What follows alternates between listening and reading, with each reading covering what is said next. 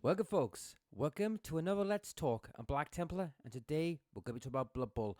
Now, as many may not know, Warhammer Community has just announced, by the time this video comes out, it's probably the next day, but they've announced that there's going to be major changes to Blood Bowl with the new edition. Now, we're going to get to the straight to the crux of this argument, and it's all about the new roster changes. Now, skills and tokens are being mentioned here, so we're going to brief overview, but I want to talk about the roster changes because these are massive. And what will they do for the future of not only the tabletop, but for Blood Bowl 3? Because for those who are unaware, at Blood Bowl 3, they have announced that they're going to follow these new rules next year. So if we go down here, it's just a little drivel, but this is one of the main things: clear wording and terminology. Which, to be honest, this is something that needed to be done a while ago, which was to make sure the rules were a bit more clearer. That's all that is.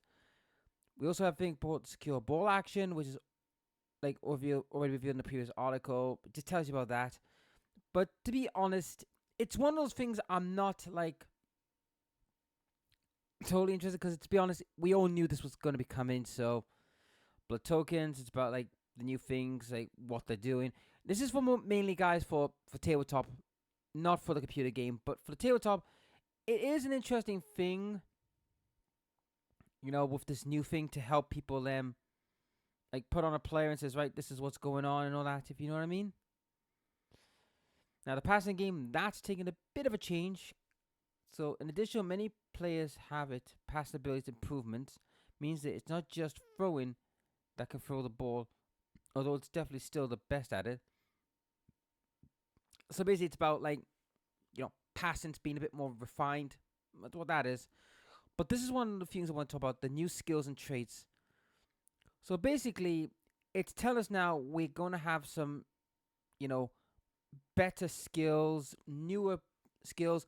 So basically, some of the old skills are actually going to get removed, and we're going to get some brand new ones. Like, for example, here, I've seen improvements, like, for example, Monstrous Mouth now allows players to perform the Chomp special action. Arm Bob will now award SPP for any casualties caused by it. So basically, and also Shadow's been changed now. Instead of going for agility, it's like straight for you can do it. So you're gonna see a lot of teams use this. And also devices skills like goblins have access to these primary skills and secondary skills, while players traditionally adhere to the rules. So basically, there are some skills that are like pure off the table, guys. That's what they're saying here. Skills traits. There are some skill traits that are going to be permanently off the table. So some teams cannot access them no matter what. It's really looking like that the new Blood Bowl, guys, is going to go through a lot of radical changes. For better or worse, we'll have to wait till the book comes out. But by the looks of it, it looks like certain traits will be outlawed. If it's well, I'm reading it right, it says like new category skills, diversity skills. Some players like goblins who will have access to these primary skills. Others may have them as secondary skills, whilst players who traditionally adhere to the rules of Blood Bowl may not have access to all. So there are a number of new skills and categories that moved here as well, such as Dirty Player, Pile Driver, Shadowing, Sneaky Gear, and more. So basically, certain skills have moved to device plays. Basically, if you're a rule breaker, you're getting these skills. If you're not a rule breaker, you're not getting them. This is massive. So basically, it's pretty much saying, right, if you're a non-dirty team, a Goblins or Snotlings or Skaven or Underworld, the way I'm reading it, it's saying you're not getting them. They are. So it's basically encouraging them to go nuts and foul, while those who adhere to the rules, just like the humans and the elves, well, you're not getting them. You're going to have to play nice. So we could see a lot of less fouling from those teams and a lot more fouling from the naughty teams. Whether or not that's a good thing or not, we'll have to wait and see if that's the case. Now, this is the one I think we all want to know about: the roster change. Now, a couple exceptions for this position, though, will entirely separate from the context of team box, such as Goblin Sea Weapons, Dark Elf Assassins, Bull Centaurs, and most big guys will remain untouched. They do not require you to buy a second team box. They have load of redundant models. Additionally, Ogre team will still allow 606 models, normally 5 1 run punter. Otherwise, the team will simply wouldn't function. Plus, you can still get additional Ogres separately. Now, that's a big change, and there's a reason for that. Also, perhaps the biggest change as well in this new edition is all the rosters have been looked at and tweaked. So some have been tweaked. Now, there was a video that's coming up. I have complained about the dwarfs, how they are, for what they can do, they are a bit too cheap. They need to be changed a bit. And considering what's coming, that could happen. Same with the elves. I think the elves need a little tweaking as well, but we'll get to that a little bit later. So, for example, new exciting challenge for coaches. The first thing to note that the number position of rosters will now match what's in the team box, meaning you should never have to buy a second box to get more runners or blitzers. That's key, and we're going to show why. First off, the Skaven team was the first example.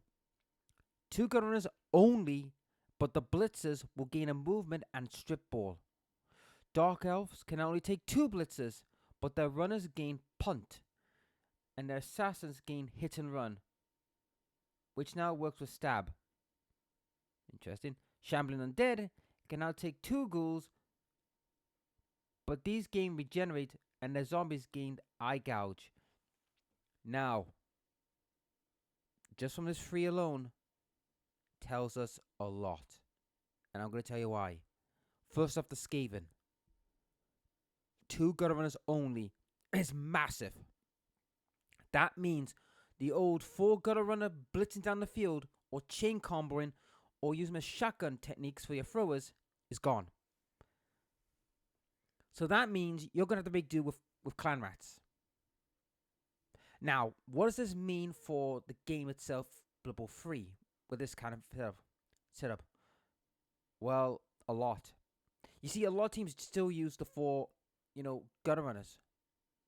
But the fact that now the gutter runners are down to 2, this could be a big change for the Skaven. Also, the Blitzins. Now the movement 8 and strip ball, they've come from just a regular blocker like a blitzer to now, oh good god, they can actually go and nick a ball. Now, that's a big buff, but this also means they will probably be hiked in price, i.e. how much are they going to be worth to play? Because I recall they were like 80,000. Now they're going to be probably like 90 or close to 95,000 because of those 2 abilities. The Dark Elves is another big one. The 4 blitzers that you love to use, well, that's down to 2. That is a big loss for them, because that means they can't use their blitzers to start smashing through to get some plays. Now they've been told you can't do that anymore. You only got 2 to play with. Now runners gaining punt. I don't know. I'm not 100% sure on that, I'll be honest. It's kind of and the assassin gaining hit and run. Now, we all know why they're doing this, because the assassins don't get used that often because they are poor. And unfortunately, this hit and run thing with assassin, it's still not good enough. You gotta make stab worth our time. Shambling Undead. Now, this is the biggest change, and I think, I'll be honest with you, one for the better, and it's going to turn Shambling Undead from being an absolute, a mid-tier to top tier. Because now that you can only take 2 ghouls, but the fact they've now got regenerate, that means they're no longer, you don't use them anymore. You just use you don't use them anymore for for the right to do all the work. Now they can do all the work because they got regenerate. Now they're gonna be harder to get rid of. An eye gouge. Now we don't know what eye gouge is yet because we haven't seen the book. But if I'm guessing, it's like a ability that when you punch someone, you can blind them or do some nasty tricks. This is kind of a big thing. Now, if we go down here, it's just like says here, there are by no means the only roster changes, which is true. Every team has been reassessed, with many teams gaining improvements, new or different skills, or new special rules, which will change how you play on the pitch. Now, they're saying it's a new gaming experience, but what it's telling me is they want to shake up the meta. Because the meta has been for quite some time with certain teams just absolutely ruling the roost for a while. Teams such as like the Underworld, the Elves, and the humans. They've been ruling the roost for quite some time. Now I think they're trying to shake it up a bit to say, yeah, this is what you can have and do. I mean, this is a massive change, guys. One, we don't know the full extent yet until we get the book. But from what I'm seeing here, there's going to be a lot of teams are going to have massive changes. Now, from this picture we're seeing here, it looks like the Black Orcs are probably going to be staying the same, like just the 6 Black Orcs, a big guy, and, the goblins. And as it says here, it's the same from, like, you've got to have from the box set. So it's basically, it's what they've been doing in 30K, where, you know what's going on 30K, most of the rulebook now states that you can only use units from, the box sets. However, if you've got the models already, you can use legacy rules. But it's basically what they're doing here is they're trying to minimize you having redundant models, which I get because, let's be honest, a lot of the models, you got to buy 2 box sets to get everyone. But now they're saying, look, the box set you get, that covers everything. Now, what does it mean for Blood Bowl 3? Well, a lot. Now, I don't see the last 2 who got reworked. That was the vampires and the Chaos Dwarves. I don't see them getting much changes because they are the brand newest and probably won't get too much changes. Everyone else, however, or the ones who have not been released yet, that might be a different story. To what end? We don't know. What do you think? Are you looking forward to these new changes? Or are you worried that your team might take a big hit or get a big buff? Leave a comment in the comment section below, and I'll see you next time.